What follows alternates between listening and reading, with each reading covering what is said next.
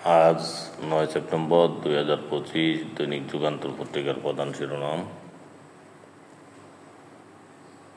ডাকসু নির্বাচন আজ, বন্ধ থাকবে শাহবাগ সহ যেসব সড়ক।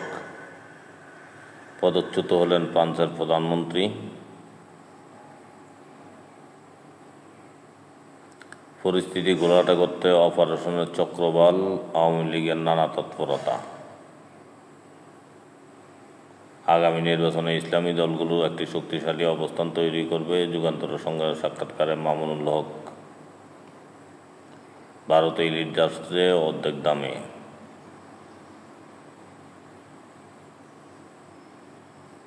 যেসব বিষয়গুলো আমরা একমত হতে পারিনি, আসুন জনগণের উপর ছেড়ে দেই। সংস্কার প্রসঙ্গে তারেক রহমান।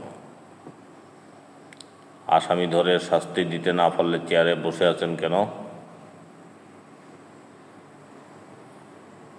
ভারতের উপর মার্কিন শুল্ক সঠিক বললেন জেলেনস্কি।